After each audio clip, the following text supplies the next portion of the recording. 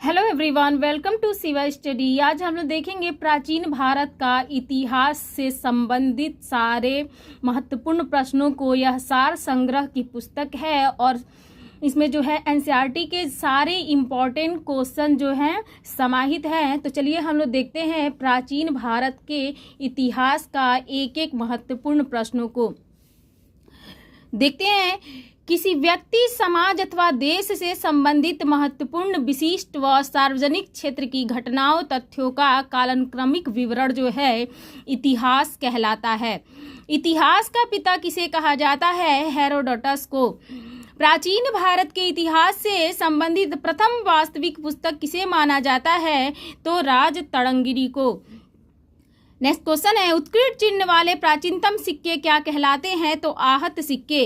सिक्कों के अध्ययन को मुद्रा शास्त्र कहा जाता है। भारत में प्रागैतिहासिक खोज प्रारंभ करने का श्रेय किसे दिया जाता है? तो डॉक्टर प्राइमरोज को। प्राचीन भारतीय इतिहास को जानने के लिए किन स्रोतों का प्रयोग किया जाता है? धार्मिक ग्रंथ, ऐतिहासिक ग्रंथ, पुरातात्विक साक्ष्य तथा विदेशी विवरण। नेक्स्ट क्वेश्चन है, ब्राह्मी लिपि को सर्वप्रथम किस विद्वान ने पढ़ा था? तो जेम्स प्रिंसेप ने 1837 ईस्वी में। नेक्स्ट क्वेश्चन है, भारत के प्राचीनतम ग्रंथ वेदों का संकलनकर्ता किसे माना जाता है? तो महर्षि कृष्ण द्वैपायन वेद व्यास को। नेक्स्ट क्वेश्चन है, भारतीय प्रागैतिहासिक अध्ययन से संबंधित प्री हिस्टोरिक इंडिया किसकी कृति है? तो स्टुअर्ट पिगट की। चीनी यात्रियों ने अपने यात्रा वृत्तांतों में भारत के लिए किस शब्दों का प्रयोग किया? तो इंतु शब्द का प्रयोग किया। उत्कीर्ण लेखों के अध्ययन को क्या कहा जाता है? तो अभिलेख शास्त्र कहते हैं। लिपियों के विकास के अध्ययन को पुरालिपि विद्या कहा जाता है। सर्वप्रथम भारतवर्ष नाम का उल्लेख किस अभिलेख से प्राप्त हुआ था? तो हाथी गुफा अभिलेख से। प्राचीन भारत का सर्वप्रथम सुनियोजित इतिहास किसने तैयार किया? तो बीए स्मिथ ने। पौराणिक मान्यता के अनुसार भारत के प्राचीनतम राजा कौन थे? तो वैवस्वत मनु। वायु पुराण में किस वंश का उल्लेख है? गुप्त वंश और शुंग वंश का उल्लेख है वायु पुराण में। कौटिल्य के अर्थशास्त्र से किस वंश के इतिहास की जानकारी मिलती है? तो आंसर है मौर्य वंश। जैन धर्म का प्रारंभिक इतिहास किस ग्रंथ से प्राप्त होता है? तो आंसर है कल्प सूत्र। यहाँ पे दिया हुआ है इतिहास जो है जिसको 3 कालखंडों में विभाजित किया गया है। प्रागैतिहासिक काल, जिसके अंतर्गत मानव उत्पत्ति से 3000 ईसा पूर्व तक के साक्ष्य हैं। पुरातात्विक साक्ष्य अध्ययन का एकमात्र स्रोत जो है, क्योंकि लिखित साक्ष्य उपलब्ध नहीं है। ठीक है ना, पुरातात्विक साक्ष्य प्राप्त हुए हैं प्रागैतिहास के तहत। और दूसरा है अर्ध ऐतिहासिक काल, इसमें 3000 ईसा पूर्व से जो है 600 ईसा पूर्व तक लिखित साक्ष्य उपलब्ध हैं किंतु अपठनीय हैं। और ऐतिहासिक काल 600 ईसा पूर्व से आगे जो है पुरातात्विक एवं साहित्यिक दोनों प्रकार के साक्ष्य उपलब्ध हैं। फिर हम लोग देखते हैं मत्स्य पुराण किस वंश से संबंधित है? तो आंध्र सातवाहन वंश से। विष्णु पुराण किस वंश से संबंधित ग्रंथ है? तो मौर्य वंश से। खरष्टी लिपि किस प्रकार लिखी जाती है? तो दाएं से बाएं की ओर लिखी जाती है। नारद स्मृति से किस वंश के विषय में जानकारी मिलती है? तो आंसर है गुप्त वंश। स्मृति ग्रंथों में सबसे प्राचीन एवं प्रामाणिक पुस्तक कौन सी मानी जाती है? तो मनुस्मृति। शुंग काल का मानक ग्रंथ किसे कहा जाता है? तो मनुस्मृति को। स्त्री को पुरुष की अर्धांगिनी किस ग्रंथ में कहा गया है? तो शतपथ ब्राह्मण में। महाभारत का प्रारंभिक उल्लेख अश्वलायन गृहसूत्र में मिलता है। प्रारंभ में इसमें मात्र 8800 श्लोक थे और इसका नाम जय संहिता था। कुछ समय पश्चात यह बढ़कर 24,000 श्लोक हो गया और भारत नाम से प्रसिद्ध हुआ। अंत में 1 लाख श्लोक होने के कारण इसे सहस्त्रवी संहिता या महाभारत कहा जाने लगा। पुरालेख विद्या से क्या अभिप्राय है? तो शिलालेखों का अध्ययन। अब है, पुरावशेष का महानतम अन्वेषक किसे माना गया है? तो डार्विन को। नेक्स्ट क्वेश्चन है, इब्न बतूता का यात्रा वृत्तांत किस नाम से प्रसिद्ध है? तो रेहला नाम से।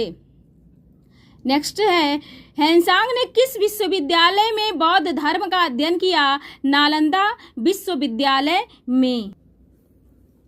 प्रमुख अभिलेख व शासक, हाथी गुफा अभिलेख जो है कलिंग नरेश खारवेल का है। एहोल अभिलेख पुलकेशिन द्वितीय का है। नासिक अभिलेख गौतमी वालश्री का है। जूनागढ़ अभिलेख रुद्रा दमन का है। प्रयाग स्तंभ अभिलेख समुद्रगुप्त का है। मंदसौर अभिलेख मालवा नरेश यशोवर्मन का है। ग्वालियर अभिलेख प्रतिहार नरेश भोज का है। देवपाड़ा अभिलेख जो है बंगाल शासक विजय सेन का है। भीतरी व जूनागढ़ अभिलेख जो है स्कंदगुप्त का है।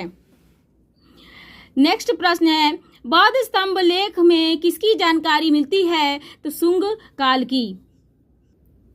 नेक्स्ट प्रश्न है, हेनसांग ने अपनी यात्रा वृत्तांत का वर्णन किस पुस्तक में किया है? तो सी.यू. की में। अरबी भाषा की पुस्तक किताबुल हिंद की रचना किसने की थी? अल बरूनी ने। मोरक्को का यात्री इब्न बतूता जो है भारत में मुहम्मद बिन तुगलक के दरबार में आया था। वह तुगलक ने उसे दिल्ली का काजी नियुक्त किया था। अब है, मार्को पोलो द्वारा किस राज्य की यात्रा का उल्लेख मिलता है? तो पांड्य राज्य की। पतंजलि के महाभाष्य से किस वंश के इतिहास का पता चलता है? तो शुंग वंश का। अगर आप लोगों को वीडियो अच्छा लगे तो चैनल को सब्सक्राइब और वीडियो को लाइक जरूर करिएगा, इससे हमारा मनोबल जो है बढ़ता है। हम लोग आगे देखते हैं चीनी लेखकों का वर्णन। लेखक है फायान। समय जो है इसका 399 से 414 ईस्वी। इसकी जो रचनाएं हैं भारत दशा का विवरण देता है और यात्री विवरण जो यह प्रथम चीनी यात्री था जिसे चंद्रगुप्त द्वितीय विक्रमादित्य के समय भारत की यात्रा की थी, इसने गुप्त काल में वस्तु विनिमय के माध्यम कौड़िया तथा चंद्रगुप्त मौर्य के राजप्रसाद राजमहल को देव निर्मित बताया है। फिर देखते हैं हेनसांग के विषय में। 629 में 29 से 645 ईस्वी सी.यू. की जो है इसका लेख है। और हेनसांग सम्राट हर्षवर्धन के समय भारत आया था। इसने हर्ष को शिलादित्य की उपाधि से विभूषित किया। इसे यात्रियों का राजकुमार, शाक्य मुनि, नीति का पंडित कहा जाता है हेनसांग को। फिर है सिंह 673 से 675 इसकी जो टाइमिंग है। प्रसिद्ध बौद्ध भिक्षुओं की आत्मकथा इसने लिखी है। चीनी बौद्ध यात्री जो नालंदा विश्वविद्यालय में अध्ययनरत रहा। एंड नेक्स्ट और लास्ट है, सती प्रथा का प्रथम लिखित साक्ष्य 510 ईस्वी के भानुगुप्त के एरड़ अभिलेख से प्राप्त होता है। तो यहाँ से पाषाण काल के जो प्रश्न है वो शुरू हो जाते हैं। हम लोग पाषाण काल के विषय में देखेंगे।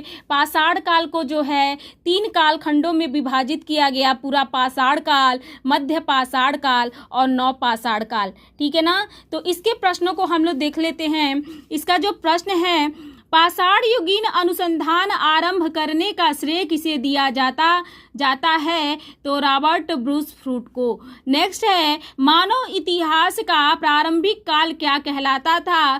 तो पूरा पाषाण काल। फिर प्राचीन भारत के औजार और अस्त्र शस्त्र बनाने के लिए निवासी किस पदार्थ का प्रयोग करते थे? तो पत्थर का। प्राचीन भारतीय भौगोलिक मान्यता के अनुसार भारतवर्ष किस द्वीप का खंड था? तो जम्बूद्वीप। सर्वप्रथम मानव सदृश प्राणी जो होमो सैम्पियस से प्रजातीय रूप से भिन्न था उसे सामान्यतः किस रूप में जाना जाता है? तो पिथेकैंथ्रोपस के रूप में। भारत में मानव के सर्वप्रथम साक्ष्य कहाँ प्राप्त होता है? तो भारत में मानव के सर्वप्रथम साक्ष्य जो है हथनौरा नर्मदा घाटी से प्राप्त हुआ है। पाषाण संस्कृति से लेकर हड़प्पा सभ्यता तक के सांस्कृतिक अवशेष किस पुरास्थल से प्राप्त हुए हैं? तो मेहरगढ़ से प्राप्त हुए हैं। जुते हुए खेत का साक्ष्य किस पुरातात्विक स्थल से प्राप्त हुआ है? तो कालीबंगा से प्राप्त हुआ है जुते हुए खेत का साक्ष्य। मनुष्य ने सर्वप्रथम किस धातु का प्रयोग किया था? तो मनुष्य ने सर्वप्रथम तांबा धातु का प्रयोग किया था। नेक्स्ट प्रश्न है, बृहदपाषाण स्मारकों की पहचान किस रूप में की गई है? तो मृतकों को दफनाने के स्थान के रूप में की गई है। प्राचीनतम स्थायी जीवन के प्रमाण कहाँ से प्राप्त हुए हैं? तो मेहरगढ़ से प्राप्त हुए हैं। प्रस्तर युग के लोगों के पास प्रथम घरेलू पशु कौन सा था? तो कुत्ता था। उत्खनित प्रमाणों के अनुसार पशुपालन का प्रारंभ किस काल से माना जाता है? तो मध्य पाषाण काल से। मध्य पाषाण काल में पशुपालन के प्राचीनतम साक्ष्य कहाँ से मिले हैं? तो आदमगढ़ से। मानव द्वारा खदानों की कृषि सर्वप्रथम सर्वप्रथम किस काल से प्रारंभ हुई थी? तो नवपाषाण काल से। मानव द्वारा प्रयोग में लाया जाने वाला प्रथम अनाज कौन सा था? तो जौ था। चालकोलिथिक युग को किस अन्य नाम से जाना जाता है? तो ताम्रपाषाण युग के नाम से जाना जाता है। भारतीय पुरातत्व सर्वेक्षण किस मंत्रालय का संलग्न कार्यालय है? तो संस्कृति मंत्रालय। बात करेंगे ताम्रपाषाण कालीन स्थल।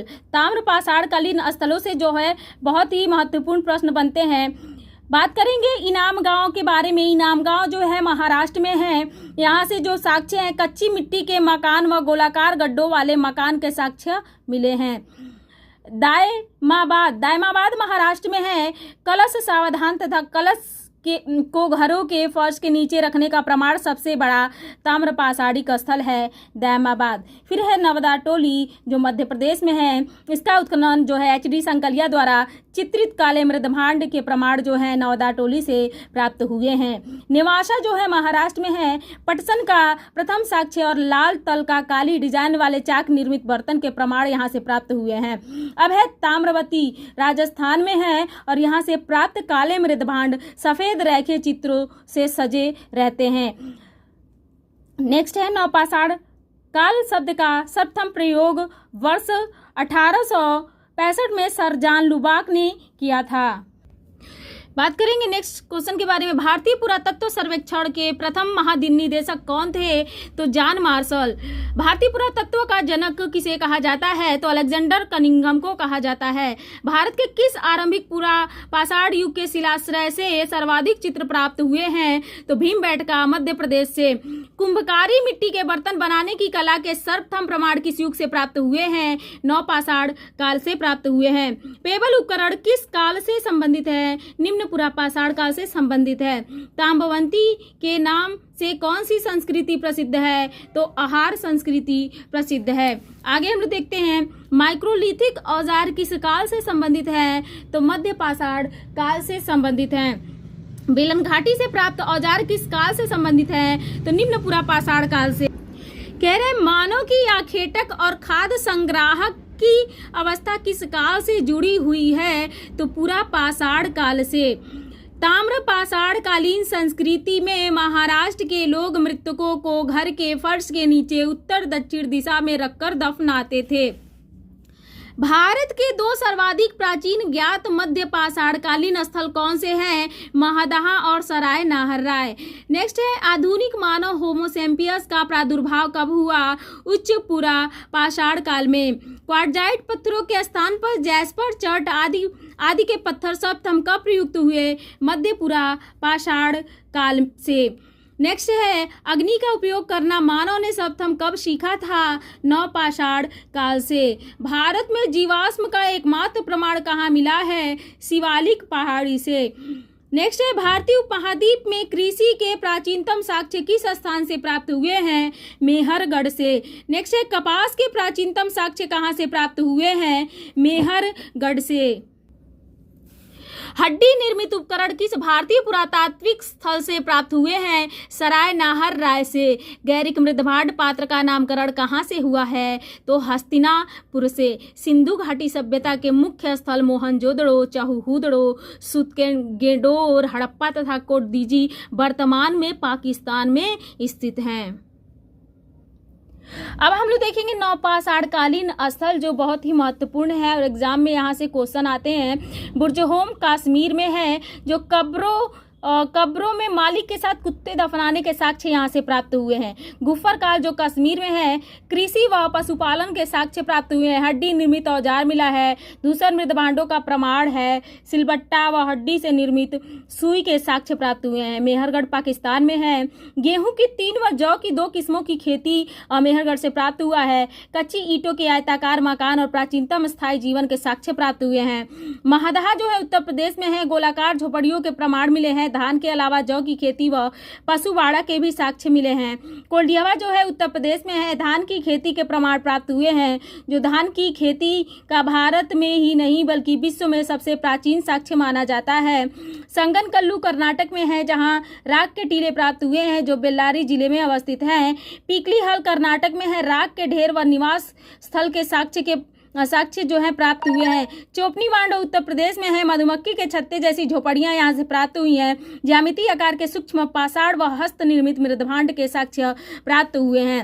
सारू तारू असम में है। गुवाहाटी के समीप उत्खनन से आदिम कुल्हाड़ियाँ व चित्रित मृदभांड प्राप्त हुए हैं। चिरांद जो है बिहार में है और चिरांद से हड्डी के उपकरण प्राप्त हुए हैं जो प्रायः हिरण व सींगों से निर्मित है। दाओजली जो है असम में है। कृषि व पशुपालन के साक्ष्य यहाँ से प्राप्त हुए हैं। नेक्स्ट क्वेश्चन है, नौदा टोली नामक ताम्रपाषाणिक स्थल का उत्खनन HD संकलिया ने किया था। नौदा टोली वर्तमान में मध्य प्रदेश में अवस्थित है। हम लोग देखेंगे हड़प्पा सभ्यता के प्रश्नों को। देखते हैं हड़प्पा सभ्यता का सर्वाधिक मान्यता प्राप्त काल कौन सा है, तो 2500 ईसा पूर्व से 1750 ईसा पूर्व तक। आगे है हड़प्पा नामक पूरा स्थल किस सभ्यता से संबंधित है, तो सिंधु घाटी सभ्यता। आगे है हड़प्पा सभ्यता की लिपि किस प्रकार की थी, तो भावचित्रात्मक। नेक्स्ट है हड़प्पा सभ्यता की जानकारी का प्रमुख स्रोत क्या है, तो पुरातात्विक खुदाई। मोहनजोदड़ो का शाब्दिक अर्थ क्या है, मृतकों का टीला। सिंधु सभ्यता किससे संबंधित है, तो अध ऐतिहासिक युग से। मूर्ति पूजा का आरंभ कब से माना जाता है, पूर्व आर्य काल से। सिंधुवासियों ने पहली बार तांबे से टीन मिलाकर कांसा तैयार किया था, इसलिए इसे कांस्ययुगीन सभ्यता भी कहा जाता है। हड़प्पा की समकालिक सभ्यता रंगपुर कहाँ स्थित है, सौराष्ट्र में। हड़प्पा संस्कृति का वह कौन सा स्थल है जहां दुर्ग तथा निचला नगर अलग अलग प्राचीरों से घिरे हुए हैं, कालीबंगा। मोहनजोदड़ो एवं हड़प्पा सभ्यता की पुरातात्विक खुदाई किसके द्वारा की गई थी, सरजान मार्शल के द्वारा। नेक्स्ट है हड़प्पा कालीन स्थलों में अभी तक किस धातु की प्राप्ति नहीं हुई है, आंसर है लोहा। सिंधु घाटी के लोग किसकी पूजा करते थे, मातृ देवी की। उत्खनित प्रमाणों के अनुसार सिंधु सभ्यता का स्थल बनावली, हरियाणा, घग्गर और उसकी सहायक नदियों की घाटी में स्थित है। धौलावीरा नामक पुरातात्विक स्थल किस राज्य में स्थित है, तो गुजरात राज्य में स्थित है। हड़प्पा संस्कृति के संदर्भ में शैलकृत स्थापत्य के प्रमाण कहाँ से प्राप्त हुए हैं, तो धौलावीरा से प्राप्त। नेक्स्ट है हड़प्पा कालीन मुहरों का सर्वाधिक प्रचलित आकार कैसा है, वर्गाकार। हड़प्पा संस्कृति की मुहरों पर घोड़ों का अंकन नहीं हुआ है। आधुनिक देवनागरी लिपि का प्राचीन रूप क्या है, आंसर है ब्राह्मी लिपि। विश्व में सबसे पहले कपास की खेती का आरंभ कहाँ प्रारंभ की गई थी, भारत में। सिंधु सभ्यता की समकालीन विश्व की सभ्यता नील नदी के तट पर विकसित हुई थी। आगे देखते हैं सिंधु घाटी सभ्यता में संबंधित वृषभ मुद्रा किस पुरातात्विक स्थान से प्राप्त हुई है, आंसर है मोहनजोदड़ो। मृड़पट्टिका पर उत्कृष्ट सिंहयुक्त देवता की मुहर कहाँ से प्राप्त हुई है, आंसर है कालीबंगा से। लेखन की कला की प्रणाली विकसित करने वाली प्रथम प्राचीन सभ्यता सुमेरियन सभ्यता थी। सिंधु घाटी सभ्यता गैर आर्य सभ्यता थी क्योंकि यह नगरीय सभ्यता थी, जबकि आर्य मुख्यतः कृषि पर आश्रित थे। सिंधु घाटी सभ्यता को आर्यों से पूर्व की सभ्यता रखे जाने का महत्वपूर्ण कारक क्या है, तो मृदभांड है। भारत में किस प्रकार के मृदभांड द्वितीय नगरीकरण के प्रारंभ के प्रतीक माने गए हैं, उत्तरी काले पालिशकृत मृद। भारत में चांदी की उपलब्धता के प्राचीनतम साक्ष्य किस सभ्यता से मिलते हैं, हड़प्पा सभ्यता से। हड़प्पा काल की मुद्राओं के निर्माण में मुख्यतः किस पदार्थ का उपयोग किया गया है, सेल खड़ी का। मेसोपोटामियाई अभिलेखों में सिंधु सभ्यता के लिए कौन से शब्द का प्रयोग किया गया है, आंसर है मेलुहा। हम लोग देखेंगे यहाँ पे हड़प्पा कालीन स्थल महत्वपूर्ण तथ्य, ये बहुत ही महत्वपूर्ण है और एग्जाम में यहाँ से प्रश्न जो है जरूर बनते हैं। तो चलिए हम लोग देखते हैं हड़प्पा जो है, हड़प्पा मांडगोमरी जिला पाकिस्तान में है। उत्खननकर्ता जो है राय बहादुर दयाराम शाहनी व्हीलर माधव स्वरूप वर्ष 1921 में रावी के तट पर। यहाँ से प्राप्त जो साक्ष्य है, हड़प्पा से हमको अन्न के भंडार मिले हैं, कांसे की निर्मित खिलौना गाड़ी, पारदर्शी वस्त्र पहने हुए एक मूर्ति, गरुड़ चित्रित मुद्रा, मछुआरे का चित्र, शंख का बैल, कांस्य दर्पण जो है हड़प्पा से प्राप्त हुए हैं। फिर हम लोग देखेंगे मोहनजोदड़ो के विषय में। मोहनजोदड़ो लरखाना जिला पाकिस्तान में है। उत्खननकर्ता जो है रखालदास बनर्जी और मॉर्टिमर व्हीलर हैं। वर्ष 1922 सिंधु नदी के तट पर जो है विशाल स्नानागार, पुरोहितों का आवास, महाविद्यालय, 16 मकानों का बैरक, काष्ठ निर्मित नग्न महिला मूर्ति, दाढ़ी वाले पुजारी की मूर्ति, चमकते हुए बंदर का चित्र, एक श्रृंगी पशुओं वाली मुद्राएं जो हैं हमको मोहनजोदड़ो से प्राप्त हैं। लोथल जो है, लोथल अहमदाबाद जिला गुजरात में है। उत्खननकर्ता रंगनाथ राव हैं। 1955 एवं 1962 में जो है इसका उत्खनन हुआ था। भोगवा के तट पर है लोथल। लोथल से हमको जो प्राप्त हुआ है गोदीवाड़ा वृत्ताकार तथा चौकोर अग्निवेदिका, हाथी दांत, चावल व बाजरे पर 2 मुँहे राक्षस का अंकन, फारस की मुहर, घोड़े की मृड मूर्ति, 3 युग्मित समाधियाँ, चालाक लोमड़ी का चिन्ह आदि। नेक्स्ट है चाहूहुदड़ो जो सिंध पाकिस्तान में है। चाहूहुदड़ो सिंध पाकिस्तान में है। अर्नेस्ट मैके व एनजी मजूमदार इसके उत्खनन करता है। 1931 में इसका उत्खनन कार्य सिंधु के तट पर है। सिंधु के तट पर चाहूहुदड़ो है और यहाँ से जो सामग्री प्राप्त हुई है, मनके बनाने का कारखाना जो है चाहूहुदड़ो से प्राप्त हुआ है। बिल्ली का पीछा करते हुए कुत्ते का साक्ष्य, लिपस्टिक का सेगाड़ी, वक्राकार ईंट, कंघा, 3 घड़ियालों तथा 2 मछलियों के अंकन वाली मुद्रा, काजल पाउडर प्राप्त हुई है हमको चाहूहुदड़ो से। आगे देखते हैं हम लोग कलीबंगा। कलीबंगा के विषय में, कलीबंगा हनुमानगढ़ जिला राजस्थान में है। अमलानंद घोष जो हैं ब्रजवासी लाल एवं बीके थापर इसके उत्खनन करता है। 1953 से 60 में उत्खनन कार्य हुआ था। घग्गर नदी के तट पर है और जुते हुए खेत का साक्ष्य, भूकंप के साक्ष्य, अग्नि हवन कुंड, अलंकृत ईंट चूड़ियाँ, संभवतः एक साथ फसल बोने के साक्ष्य, लकड़ी की नाली। फिर हम लोग देखेंगे राखी गढ़ी जो हिसार के हरियाणा में है और इसके उत्खननकर्ता जो हैं सूरजभान हैं। 1969 में उत्खनन कार्य हुआ था। घग्गर के तट पर जो है राखी गढ़ी है और ताम्र उपकरण हड़प्पा लिपि युक्त मुद्रा यहाँ से प्राप्त हुई है। हड़प्पा काल का बहुत बड़ा स्थल है राखी गढ़ी हरियाणा। कोटदीजी जो है खैरपुर पाकिस्तान में है। धूरी एवं फजल अहमद खान इसके उत्खनन करता। 1935 से 1955 सिंधु के तट पर कोटदीजी है। किलेबंदी का साक्ष्य और नहीं किलेबंदी का साक्ष्य नहीं, कच्चे ईंटों के मकान व चूल्हे जो हैं प्राप्त हुए हैं। बनावली जो है हिसार हरियाणा में है। RS विष्ट रविंद्र सिंह विष्ट जो है इसके उत्खनन करता है। 1973 में सरस्वती के तट पर है बनावली और मिट्टी का हल, खिलौना, सड़कों पर बैलगाड़ी के पहिए का साक्ष्य तथा जौ के साक्ष्य जो हैं कि प्राप्त हुए हैं। रोपड़ जो है रूपनगर पंजाब यज्ञदत्त शर्मा उत्खनन करता है। 1955 में उत्खनन कार्य सतलज के तट पर है रोपड़ और तांबे की कुल्हाड़ी, मानव के साथ कुत्ते दफनाने के साक्ष्य जो है कि रोपड़ से प्राप्त हैं। फिर है रंगपुर। रंगपुर काठियावाड़ गुजरात में है। SR राव 1954 में जो है उत्खनन कार्य हुआ था और भादर या मादर के तट पर यहाँ से प्राप्त सामग्रियाँ ज्वार बाजरा, 3 संस्कृतियों के अवशेष, नालियाँ, कच्ची ईंट के दुर्ग, धान की भूसी। फिर है आलमगीरपुर मेरठ उत्तर प्रदेश में। यज्ञदत्त शर्मा इसके उत्खनन करता है। 1958 में जो है इसका उत्खनन कार्य हुआ। हिंडन के तट पर है आलमगीरपुर। मृद भांडों पर रंगीन चित्रकारी के जो साक्ष्य हैं वो प्राप्त हुए हैं। फिर देखेंगे सुतका गेंडोर जो है बलूचिस्तान में है। RN स्टाइल जॉर्ज डेल्स ने उत्खनन कार्य किया था। 1927 एवं 1962 में दास के तट पर है सुतका गेंडोर और यहाँ से जो प्राप्त सामग्री है 3 संस्कृतियों के साक्ष्य, प्राकृतिक चट्टान पर अवस्थित मानव अस्थि, राख से भरा बर्तन, बेबुलोन से व्यापार, पाकिस्तान का साक्ष्य और बंदरगाह। मांडा जो है जम्मू कश्मीर में है।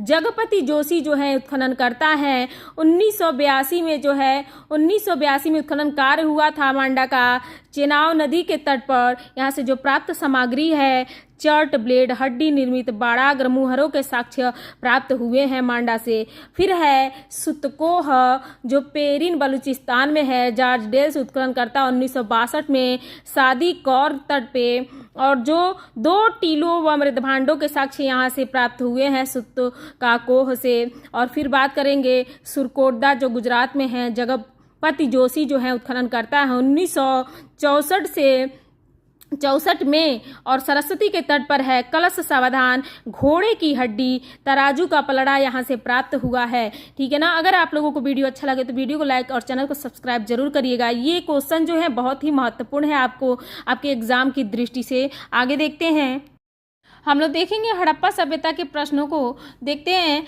हड़प्पा सभ्यता का सर्वाधिक मान्यता प्राप्त काल कौन सा है, तो 2500 ईसा पूर्व से 1750 ईसा पूर्व तक। आगे है हड़प्पा नामक पूरा स्थल किस सभ्यता से संबंधित है, तो सिंधु घाटी सभ्यता। आगे है हड़प्पा सभ्यता की लिपि किस प्रकार की थी, तो भावचित्रात्मक। नेक्स्ट है हड़प्पा सभ्यता की जानकारी का प्रमुख स्रोत क्या है, तो पुरातात्विक खुदाई। मोहनजोदड़ो का शाब्दिक अर्थ क्या है, मृतकों का टीला। सिंधु सभ्यता किससे संबंधित है, तो अध ऐतिहासिक युग से। मूर्ति पूजा का आरंभ कब से माना जाता है, पूर्व आर्य काल से। सिंधुवासियों ने पहली बार तांबे से टीन मिलाकर कांसा तैयार किया था, इसलिए इसे कांस्ययुगीन सभ्यता भी कहा जाता है।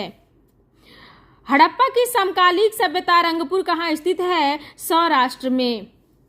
हड़प्पा संस्कृति का वह कौन सा स्थल है जहां दुर्ग तथा निचला नगर अलग अलग प्राचीरों से घिरे हुए हैं, कालीबंगा। मोहनजोदड़ो एवं हड़प्पा सभ्यता की पुरातात्विक खुदाई किसके द्वारा की गई थी, सर जॉन मार्शल के द्वारा। नेक्स्ट है हड़प्पा कालीन स्थलों में अभी तक किस धातु की प्राप्ति नहीं हुई है, आंसर है लोहा। सिंधु घाटी के लोग किसकी पूजा करते थे, मातृ देवी की। उत्खनित प्रमाणों के अनुसार सिंधु सभ्यता का स्थल बनावली, हरियाणा, घग्गर और उसकी सहायक नदियों की घाटी में स्थित है। धौलावीरा नामक पुरातात्विक स्थल किस राज्य में स्थित है, तो गुजरात राज्य में स्थित है।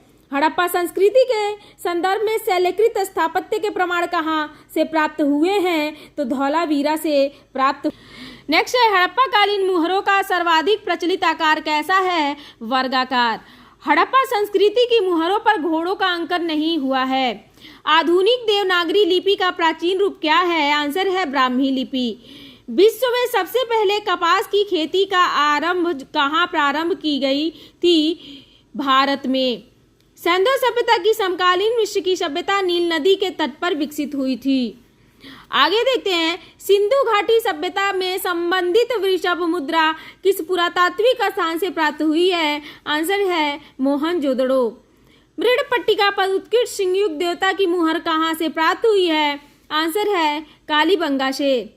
लेखन की कला की प्रणाली विकसित करने वाली प्रथम प्राचीन सभ्यता सुमेरियन सभ्यता थी। सिंधु घाटी सभ्यता गैर आर्य सभ्यता थी क्योंकि यह नगरीय सभ्यता थी, जबकि आर्य मुख्यतः कृषि पर आश्रित थे। सिंधु घाटी सभ्यता को आर्यों से पूर्व की सभ्यता रखे जाने का महत्वपूर्ण कारक क्या है, तो मृदभांड है। भारत में किस प्रकार के मृदभांड द्वितीय नगरीकरण के प्रारंभ के प्रतीक माने गए हैं, उत्तरी काले पालिशकृत मृद। भारत में चांदी की उपलब्धता के प्राचीनतम साक्ष्य किस सभ्यता से मिलते हैं, हड़प्पा सभ्यता से। हड़प्पा काल की मुद्राओं के निर्माण में मुख्यतः किस पदार्थ का उपयोग किया गया है, सेल खड़ी का। मेसोपोटामियाई अभिलेखों में सिंधु सभ्यता के लिए कौन से शब्द का प्रयोग किया गया है, आंसर है मेलुहा। हम लोग देखेंगे यहाँ पे हड़प्पा कालीन स्थल महत्वपूर्ण तथ्य, ये बहुत ही महत्वपूर्ण है और एग्जाम में यहाँ से प्रश्न जो है जरूर बनते हैं। तो चलिए हम लोग देखते हैं हड़प्पा जो है, हड़प्पा मांडगोमरी जिला पाकिस्तान में है। उत्खननकर्ता जो है राय बहादुर दयाराम शाहनी व्हीलर माधव स्वरूप वर्ष 1921 में रावी के तट पर। यहाँ से प्राप्त जो साक्ष्य है, हड़प्पा से हमको अन्न के भंडार मिले हैं, कांसे की निर्मित खिलौना गाड़ी, पारदर्शी वस्त्र पहने हुए एक मूर्ति, गरुड़ चित्रित मुद्रा, मछुआरे का चित्र, शंख का बैल, कांस्य दर्पण जो है हड़प्पा से प्राप्त हुए हैं। फिर हम लोग देखेंगे मोहनजोदड़ो के विषय में। मोहनजोदड़ो लरखाना जिला पाकिस्तान में है। उत्खननकर्ता जो है रखाल दास बनर्जी और मॉर्टिमर व्हीलर हैं। वर्ष 1922 सिंधु नदी के तट पर जो है विशाल स्नानागार, पुरोहितों का आवास, महाविद्यालय, 16 मकानों का बैरक, काष्ठ निर्मित नग्न महिला मूर्ति, दाढ़ी वाले पुजारी की मूर्ति, चमकते हुए बंदर का चित्र, एक श्रृंगी पशुओं वाली मुद्राएं जो हैं हमको मोहनजोदड़ो से प्राप्त हैं। लोथल जो है, लोथल अहमदाबाद जिला गुजरात में है। उत्खननकर्ता रंगनाथ राव हैं। 1955 एवं 1962 में जो है इसका उत्खनन हुआ था। भोगवा के तट पर है लोथल।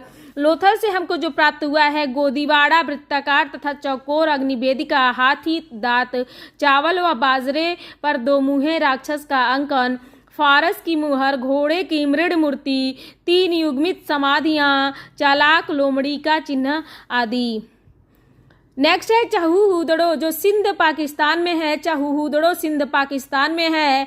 अर्नेस्ट मैके व एनजी मजूमदार इसके उत्खनन करता है। 1931 में इसका उत्खनन कार्य सिंधु के तट पर है।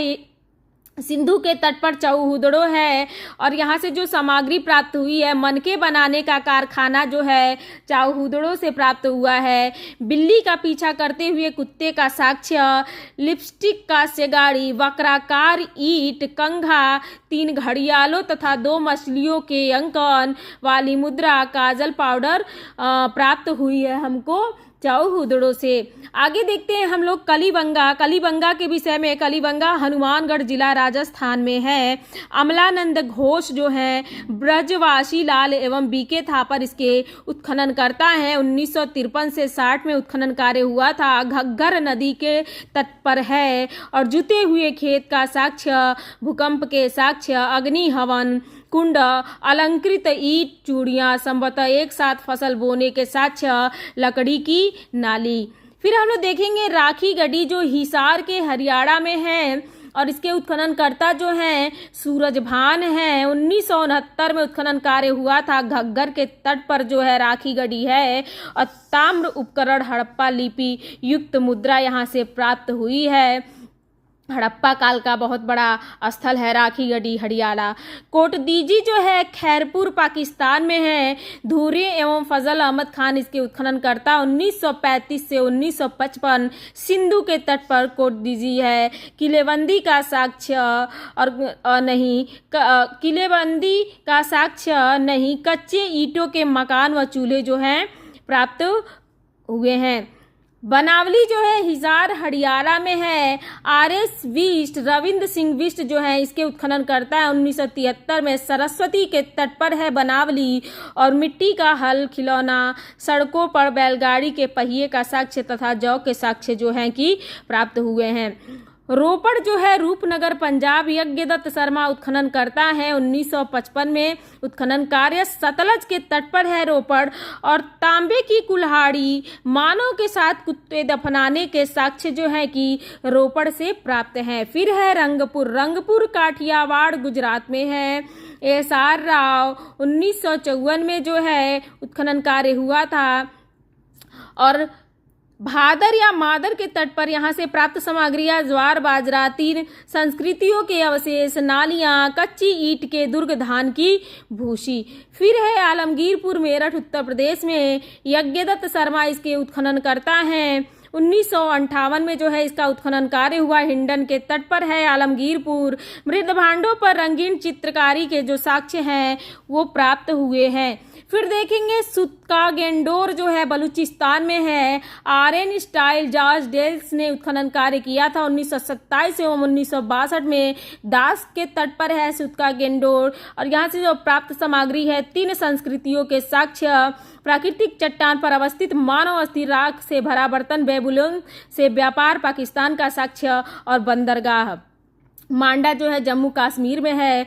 जगपति जोशी जो है उत्खनन करता है। 1982 में जो है 1982 में उत्खनन कार्य हुआ था मांडा का चेनाव नदी के तट पर। यहाँ से जो प्राप्त सामग्री है चर्ट, ब्लेड, हड्डी निर्मित बाड़ागर, मुहरों के साक्ष्य प्राप्त हुए हैं मांडा से। फिर है सुतकोह जो पेरिन बलूचिस्तान में है। जॉर्ज डेल्स उत्खनन करता 1962 में सादी कौर तट पे और जो 2 टीलों व मृदभांडों के साक्ष्य यहाँ से प्राप्त हुए हैं सुतका कोह से। और फिर बात करेंगे सुरकोटदा जो गुजरात में है। जगपति जोशी जो है उत्खनन करता है। 1964 से 64 में और सरस्वती के तट पर है। कलश सावधान, घोड़े की हड्डी, तराजू का पलड़ा यहाँ से प्राप्त हुआ है। ठीक है ना। अगर आप लोगों को वीडियो अच्छा लगे तो वीडियो को लाइक और चैनल को सब्सक्राइब जरूर करिएगा। ये क्वेश्चन जो है बहुत ही महत्वपूर्ण है आपको आपके एग्जाम की दृष्टि से। आगे देखते हैं तो हम लोग वैदिक काल के विषय में देखेंगे। वैदिक काल के महत्वपूर्ण प्रश्नों को।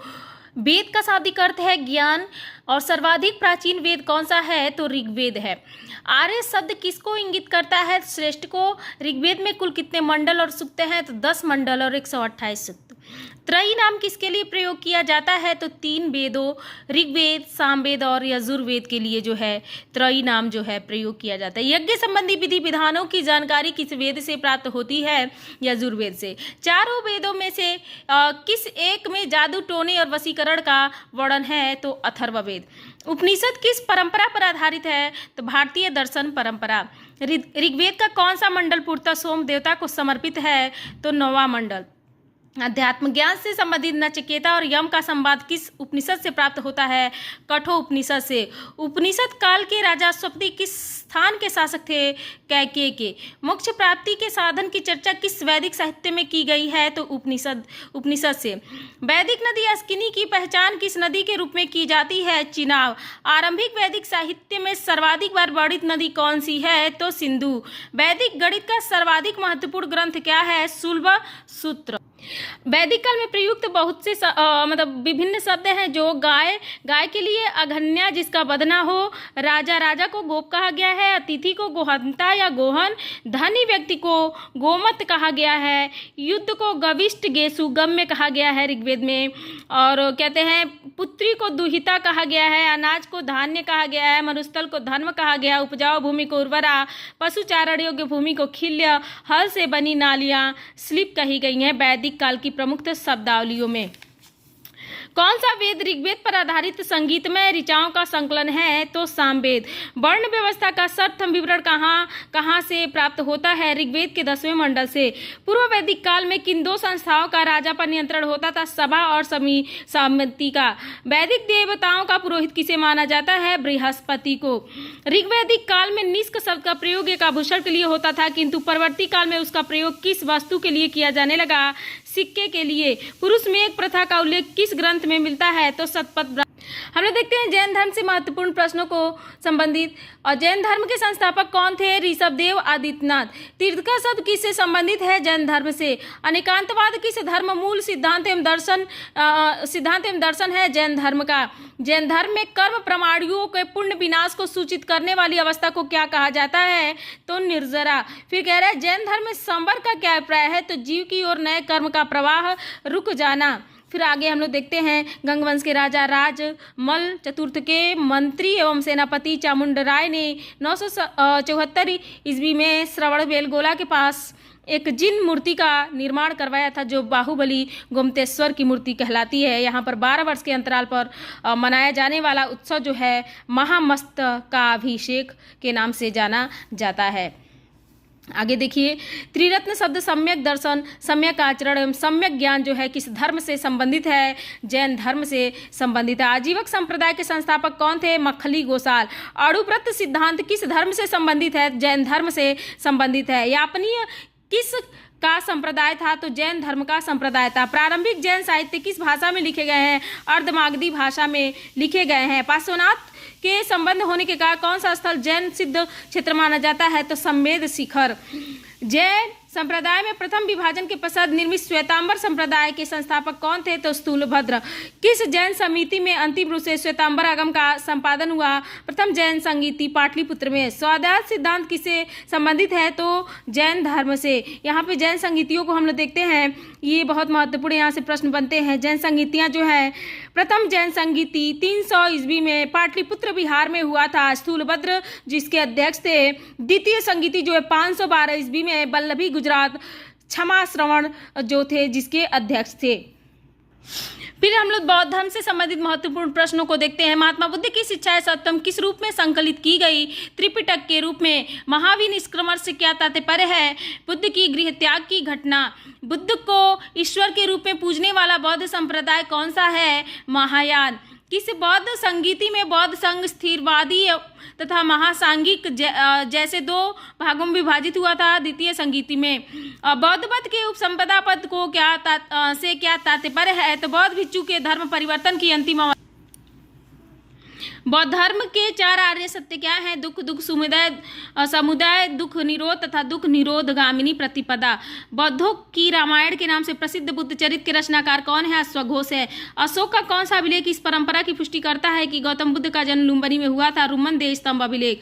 बौद्ध धर्म के महायान और हीनयान संप्रदाय में सर्वाधिक मौलिक अंतर कौन सा है? देवी देवताओं की जो मूर्ति है। आगे देखते हैं, बुद्ध की सर्वाधिक मूर्तियों का निर्माण गांधार शैली में हुआ। बुद्ध की प्रथम प्रतिमा मथुरा कला शैली के अंतर्गत बनाई गई थी। भारतीय कला में बुद्ध के जीवन की किस घटना का चित्रण मृग सहित चक्र द्वारा दिखाया गया है? तो प्रथम उपदेश का जो है। और बोध गया में महाबोधि मंदिर का संबंध गौतम बुद्ध के जीवन की किस महत्वपूर्ण घटना से है? गौतम बुद्ध को ज्ञान प्राप्ति से। बुद्ध के उपदेश किससे संबंधित है? आचरण और शुद्धता एवं पवित्रता से। बुद्ध के जीवन काल में कौन संघ प्रमुख बनना चाहता था? देवदत्त। हम लोग देखेंगे बौद्ध संगीतियाँ, जो बौद्ध संगीतियाँ हुई थी वो प्रथम संगीति जो है 483 ईसा पूर्व राजगृह महाकश्यप अध्यक्ष थे अजातशत्रु के शासन काल में। द्वितीय संगीति 383 ईसा पूर्व वैशाली सभा कामीर कालाशोक के काल में। तृतीय संगीति 250 ईसा पूर्व पाटलिपुत्र मोगली पुत्तिश्च अशोक के काल में। चतुर्थ संगीति जो है 98 ईस्वी कुंडलवन व सुमित्र कनिष्क के काल में हुआ था। आगे देखते हैं, नागार्जुन किस बौद्ध संप्रदाय के थे? तो माध्यमिक संप्रदाय के थे। फिर आगे देखते हैं कि विश्व का सबसे ऊंचा विश्व शांति स्तूप बिहार में कहाँ स्थित है? तो राजगीर। बुद्ध की 80 फुट ऊंची प्रतिमा जो बोधगया में स्थित है किसके द्वारा निर्मित की गई है? जापानियों के द्वारा। एशिया के ज्योतिपुंज किसे कहा गया है? तो महात्मा बुद्ध को। शून्यता के सिद्धांत का सर्वप्रथम प्रतिपादन करने वाला बौद्ध दार्शनिक कौन था? तो नागार्जुन। नालंदा महाविहार जो है किसके लिए विख्यात है? तो पाली अनुसंधान संस्थान के लिए। फिर बौद्ध तथा जैन दोनों ही धर्म किस मत में विश्वास रखते हैं? कर्म तथा पुनर्जन्म के सिद्धांत में। फिर आगे देखते हैं, गौतम बुद्ध को एक देवता का स्थान किस राजा के शासनकाल में प्राप्त हुआ? तो कनिष्क। बुद्ध की खड़ी प्रतिमा किस काल में बनाई गई है? कुषाण काल। और प्रथम शताब्दी ईस्वी में कौन भारतीय बौद्ध भिक्षुक को चीन भेजा गया? तो वसुमित्र को भेजा गया था। और त्रिपिटक जो है कहते हैं सूत पिटकों में बृहत्तम था। बुद्ध के उपदेशों और संवादों का संकलन है। विनय पिटक में पिटकों में लघुतम था। बौद्ध संघ के आचार विचार एवं नियम निषेध का संकलन है। अभिधम्म पिटक में पिटकों में मध्यम है। और बुद्ध के आध्यात्मिक व दार्शनिक विचारों का जो है संकलन है। देखते हैं लोग, बुद्ध के जीवन पर किन 4 दृश्यों का अत्यधिक प्रभाव पड़ा? तो वृद्ध व्यक्ति, बीमार व्यक्ति, मृतक तथा प्रसन्नचित्त सन्यासी। मगध के किस राजा ने बुद्ध के निवास के लिए बेड़ुवन नामक महाविहार बनवाया था? तो बिंबिसार ने। आगे देखते हैं, संघ में प्रवेश करने वाली प्रथम महिला कौन थी? प्रजापति गौतमी। बुद्ध ने अपने जीवन की अंतिम वर्षा ऋतु कहाँ व्यतीत की? वैशाली में। संसार अस्थिर और क्षणिक है, यह मान्यता बौद्ध धर्म से संबंधित है। बुद्ध के जीवन की घटनाएं एवं उनके जो प्रतीक है, घटना जो है और प्रतीक, गर्भ में जो रहने का जो प्रतीक है वह हाथी है, जन्म का प्रतीक कमल है, निर्वाण का पद चिन्ह है, प्रथम प्रवचन चक्र है, ज्ञान प्राप्ति का बोधि वृक्ष है, यौवन का सांड है, समृद्धि का शेर है, मृत्यु का स्तूप है और गृह त्याग का घोड़ा है। आगे देखिएगा आप लोग, गांधार कला में बुद्ध को प्रतिबिंबित किया गया ग्रीक रोमन शैली में। उपोष्ठ का आचरण कौन करते थे? बौद्ध भिक्षु करते थे। महायान बौद्ध धर्म में बोधिसत्व अवलोकितेश्वर को किस अन्य नाम से जानते हैं? पद्मपढ़ी। भारत का सबसे बड़ा बौद्ध मठ कहाँ स्थित है? सिक्किम। बौद्ध शब्दावली में धर्मचक्र प्रवर्तन से क्या निर्देशित होता है? बुद्ध का प्रथम उपदेश। वज्रयान बौद्ध धर्म में बुद्ध की संगिनी को क्या कहा जाता है? तारा। बौद्ध धर्म की किस शाखा में अनात्म सिद्धांत एवं पुद्गल को मान्यता दी गई है? सर्वास्तिक। महासंगिकों के अनुसार जीव किससे निर्मित है? तो नव धर्म से। और बौद्ध धर्म में त्रिरत्नों में क्या शामिल है? बुद्ध, धम्म और संघ। बौद्ध दर्शन के अनुसार कारण एवं कार्य के सिद्धांत को किस प्रकार जाना जाता है? प्रत्युत समुत्पाद। प्रत्युत समुत्पाद का अर्थ है संसार की सभी वस्तुएं किसी न किसी कारण से उत्पन्न हुई हैं, इस प्रकार वे इस पर निर्भर हैं।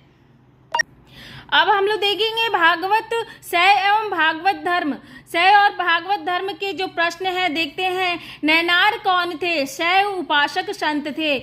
मत्त मयूर से क्या तात्पर्य है? प्राचीन भारत में एक शैव संप्रदाय। त्रिमूर्ति तथा अर्धनारीश्वर की पूजा किस काल में प्रारंभ हुई थी? गुप्त काल में। मेगस्थनीज ने भगवान शिव को कौन सी संज्ञा दी थी? डायोनीसस। जैन ग्रंथ उत्तराध्ययन सूत्र में वासुदेव का संबंध किस जैन तीर्थंकर से बताया गया है? अरिष्टनेमी से। लिंग पूजा का प्रथम उल्लेख किस पुराण में मिलता है? मत्स्य पुराण में। अथर्ववेद एवं श्वेतांबर उपनिषद में शिव का एक नाम महादेव मिलता है। शिव की प्राचीनतम मूर्ति पहली शताब्दी ईस्वी की मद्रास के निकट रेणुगुट्टा में सिद्ध गुड्डी लिंग के रूप में प्राप्त हुई है। अर्धनारीश्वर मूर्ति में आधे शिव तथा आदि पार्वती किसके प्रतीक हैं? देव और उसकी शक्ति के योग का। दक्षिण भारत में शैव आंदोलन में किसकी प्रमुख भूमिका थी? नैनार संतों की। नैनार संतों की जो है संख्या कितनी थी? तो नैनार संत 63 थे। एक संप्रदाय के रूप में शैव धर्म का प्रारंभ किस काल में हुआ था? तो शुंग सातवाहन काल में हुआ था। प्रमुख दर्शक व प्रतिपादक देखते हैं। यहाँ से तो भर भर के क्वेश्चन आते हैं एग्जाम में, देख लेते हैं। साख्य दर्शन। साख्य दर्शन जो है इसके प्रतिपादक जो है कपिल मुनि है, ठीक है ना। और आधार ग्रंथ साख्य सूत्र। न्याय दर्शन अक्षपाद गौतम न्याय सूत्र। योग दर्शन योग सूत्र पतंजलि। वैशेषिक दर्शन और वैशेषिक सूत्र कड़ाद उलूक। मीमांसा दर्शन मीमांसा सूत्र जैमिनी। और वेदांत ब्रह्मसूत्र वादरायण। फिर हम लोग देखेंगे संप्रदाय और उसके संस्थापक। आजीवक संप्रदाय के संस्थापक मखली पुत्र गोशाल हैं। घोर अक्रियावादी पूर्ण कश्यप हैं। यदृक्षवाद आचार्य अजित केस काम्बलीन है। भौतिकवादी पकुद कच्चायन है। अनिश्चयवादी जो है संजय बैठली पुत्र हैं। आगे देखते हैं भागवत धर्म का प्रवर्तन किसे माना जाता है? कृष्ण को। किस ग्रंथ में सर्वप्रथम देवकी के पुत्र कृष्ण का वर्णन किया गया है? छंदोग्य उपनिषद में देवकी के पुत्र कृष्ण का वर्णन है। भागवत संप्रदाय के विकास का श्रेय किन शासकों को दिया जाता है? गुप्त शासकों को। हेलियोडोरस तक्षशिला का निवासी था तथा उसने बेसनगर अभिलेख से वासुदेव के संबंध में वर्णन मिलता है। कर्म का सिद्धांत किस दर्शन से संबंधित है? मीमांसा से। और तारवाद का सर्वप्रथम उल्लेख किस ग्रंथ में मिलता है? श्रीमद् भागवत गीता में। आगे देखते हैं भगवत गीता में मुख्य साधन के रूप में धर्म कर्म तथा भक्ति को समान महत्व दिया गया है। वह प्राचीन स्थल जहां 88,000 ऋषि मुनियों की सभा में जो है महत्वपूर्ण महाभारत कथा का वाचन किया गया था। नैमिषारण्य सीतापुर उत्तर प्रदेश में। भागवत संप्रदायों में भक्ति के रूपों की संख्या कितनी है? तो 9 नवधा भक्ति। मेगास्थनीज ने कृष्ण को किन नाम से उल्लिखित किया है? हेराक्लीज नाम से। और दक्षिण भारत में वैष्णव मत का विस्तार किसने किया था? तो अलवार संतों ने किया था। अलवार संतों की संख्या 12 मानी जाती है। इन संतों में अंडाल नामक महिला संत का भी उल्लेख है जिसे दक्षिण की मीरा कहा जाता है। विवाद किस धर्म से जुड़ा है? तो वैष्णव धर्म से जुड़ा है।